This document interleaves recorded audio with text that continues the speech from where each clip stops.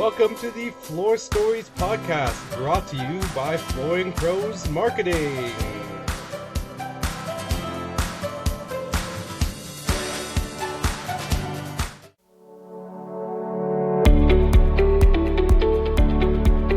Hi, Yale. Can you introduce yourself and tell us where you're from? Yeah.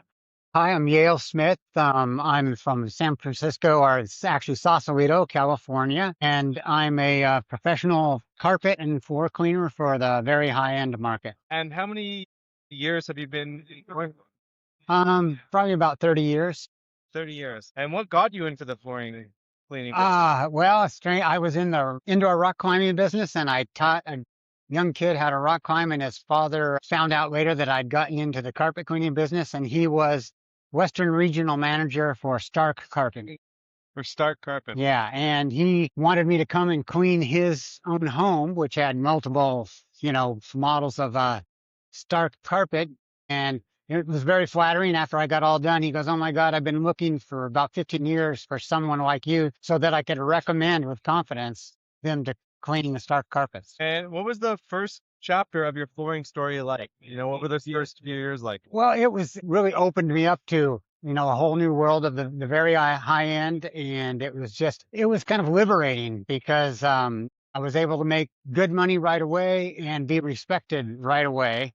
And because I had a unique process that we used. And that was one of the things he loved about it. Be cleaning the carpets and they'd be dry either by the time I leave or within an hour or two afterwards, and yet still cleaner than people were experiencing with the hot water extraction, the guy with the vans and the hoses and all that. What were some of the biggest challenges you've had to overcome? It's funny, I didn't have any really big challenges in the very beginning, just getting to work. But once I was connected with Stark, they started referring me, and then interior designers started referring me.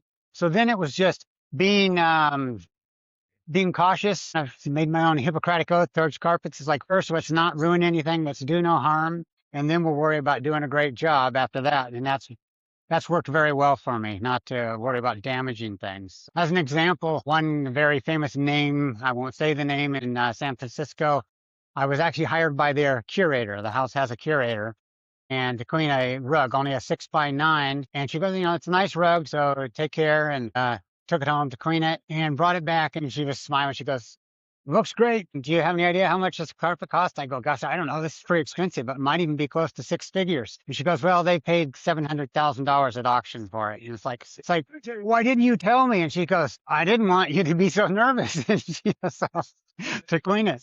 And that was early on. I'd only been cleaning for a couple of years by that time. But she'd already seen my cleaning and was confident I wasn't going to damage it. So that was a real eye opener for me, what was out there. That was by far the most expensive thing I've ever cleaned. What are some things that have changed since you've started 30 years ago? Some for the good and some from the worst. Well, for the worst, and being here at the show, we're not seeing it, which is really good. It's all the viscose fabrics. Just hate seeing that. We didn't used to see that. I clean mostly wool, and seeing the other natural products would be silk and linen, things like that, which are very difficult to clean, but they're very nice fabrics. But the advent of kind of in the midline, it's very difficult to take care of, and it's still fairly expensive. And I'm really sorry to see all that. And I try to convince everybody to just go to wool. Wool carpet is by far the best material. What are some advancements in the flooring industry, whether it's related to flooring, carpet, cleaning, that you really liked seeing over the years? Well, in the hard surface, some of the the engineered woods and the engineered flooring, they've really gotten where they're very, very durable, very cleanable, and look really nice and have a nice sound to them. Some of the early engineered woods would have that really nasty sound when you walk across them. And now they've gotten very nice and have a really good feel to them. Do you want to tell us a little bit about Y-Mop? Yeah, well, Y-Mop it's the process. So I say when I got into the business, I stumbled across the basic process. It's kind of a vibrational cleaning, but the machines that I had were breaking down all the time. So I kept redesigning them and rebuilding them, and finally had done enough work on the concept itself that this is a patentable idea. So went that route, finally got the patents and then the financing to bring the product to market, and we're just advancing ever since then to sell our products to the homeowner. What's some advice that you could give people who are just starting out in the industry? Well, in the cleaning industry or the flooring, Whatever. well, from a cleaning standpoint, a whole bunch of water is not better. Start slow. Start with a little. Try not to damage things, and just education. Educate yourself on the different products. That's probably the most thing. So you really know what you're working with. Educating yourself. And what does the next chapter of your floor story look like? Well, we're growing YMOP quickly now. We're coming out. We have one model now. It's a home model that's $300, and now we're going to be coming out with a small model that'll be definitely under 100, maybe down to $79. And then we'll be doing commercial models that you could clean anything from hotel ballrooms to basketball courts or whatever. The technology is scalable to any size and shape. A hand model for cleaning upholstery or shower stalls, that kind of thing. So if people are interested in YMOP, where should they go? YMOP.us. YMOP.us. Yeah, and we also have a YouTube channel. It's the YMOP Lab. And what kind of videos can people expect there? Well, they can see comparison videos of our product to other products. They can see some helpful cleaning tips. That's awesome. Anything else you'd like to share? We're here at the Surfaces show, or SCE. It's a great show. People really enjoy it. How many times have you been here for? This is actually our very first time here. First Yeah. time. Oh, great. Awesome. Yeah. Welcome. Welcome. Thank you. Thank you.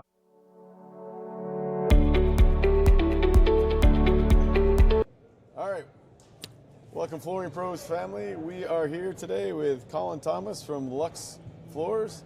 Colin's going to tell us a little bit about his journey in the flooring business. Colin, start with how long have you been in the flooring industry? I've been in the flooring industry, I think it's 20 years this year, 2021, something like that.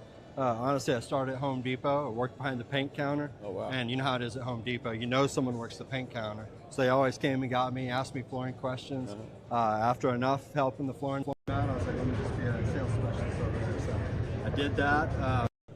Home Depot doesn't know how to appreciate salespeople, so I left and just found my way through various nooks and crannies of the flooring industry and have been in it ever since. Wow. So did you go from Home Depot into retail, or Yeah, did you get actually, into distribution right away? How did that go? do you remember the Home Depot floor stores and the Expo design and all that? Nah, I a little worked bit. for them It's very before my briefly. flooring time. Yeah, My I worked. flooring journey's short. Well, I worked for them very briefly. It was right when they were closing down, actually. So from there, I got poached by an independent retailer. Worked for a couple guys, started my own company. Took about a 3-year break after all that. Went to try to sell radio advertising, and like they say, once you're in the flooring industry, you're just not leaving it. So here I am. I've made my way to the manufacturer side, and I'll tell you, the rep, just the relationships, the conversations, this fits my personality. So I've really enjoyed being on this side. Yeah, that's great. So tell me a little bit about that. Like, what's your favorite part about like those relationships and being able to help people on the retail side? Yeah, I mean, look, a lot of my favorite reps that I think of, they taught me about flooring, taught me about sales. They've helped me succeed. And so it's kind of, I know it sounds cliche, but I get to pass it forward.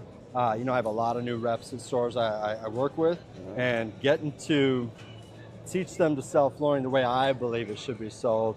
I was mentioning earlier that I say there's no such thing as a bad flooring type. It's just the wrong flooring for a job. And to get people in the field to understand that, instead of them just selling the cheapest, easiest thing. Yeah. I think that's the way to a successful industry. So I've been excited about that. That makes sense. Well, over your 21-year career in the flooring world, what do you think has been your biggest challenge? Is that, I'm just probably not pushy enough. I think there's a lot of good closers in the flooring world, and I'm a qualification. Let me ask you questions. How do you live on this? And honestly, from the customer side too, they all say they want that kind of interaction, but, they tend to fall prey to the smooth talkers and the quick closers. So having customers that are willing to hear it and listen and have open minds when they choose their floor, I really like that as well. That's great. And in terms of a proud moment or accomplishment in the industry, what's the one thing you're kind of most proud of? Well, obviously starting my own company was cool. It was a good time. I learned a lot of lessons, and just to see the growth we have was awesome. Unfortunately, I lost my business partner, and it wasn't the way my flooring journey was going to go. So I'd say outside of that, getting on the manufacturer side and just being a member of this aspect of the industry. Again, just having awesome, fun conversations with everyone I deal with. Not, at the end I'm reaching in their pocket trying to pull money out. If someone's giving me money, it's because we're both succeeding. So That's great. really, I'm proud to be on this side and to work with Lux Flooring. Awesome. They've been awesome, helping me get my start, and just man, it's a great company. I think I add a lot to our presence in Dallas, and so I'm proud of all of that. Wonderful. In terms of advice, if you were sitting in front of someone maybe who was starting their journey, what would be the most important piece of advice you would give them as they get their journey started? Man, learn, ask a lot of questions, understand the flooring, understand what people's pain points are going to be with flooring, so that you can make proper recommendations. I tell my salespeople all the time, like, there's no point in us selling a job if we're going to walk it in 9 months because it's an issue. Like, I want to sell flooring that lasts for people, that they enjoy, they like, they're proud of, they show off their home, and like I said, most importantly, it lasts and it's successful. So Awesome. All right, last question. You don't seem like an old guy. We talked to a guy earlier. He said 16 green in his career on his 18-hole journey. You've got some time left in the industry. What does the next chapter look like for you? Man, just seeing where I can get this Dallas market to. I'm from Waco up to Denison, Weatherford out to Tyler. It's my territory. It's my baby. I don't own the company, but I treat it like that. And so just seeing what I can turn that market into, that territory into. Awesome. Well, thanks, Colin. It's a pleasure listening to your flooring story. Thanks for having me. Yeah, we look forward to talking some more here in the next couple of weeks. Hey, Flooring Pros, thank you so much for spending your time and listening to this episode of the Floor Stories podcast. If you have a story that you'd like to share with our audience, we'd love to hear from you. So reach out using one of the methods below this video, or go to our website, just search for Floor Stories podcast, and you will find a form to be able to sign up. Have a good one, and thanks for listening.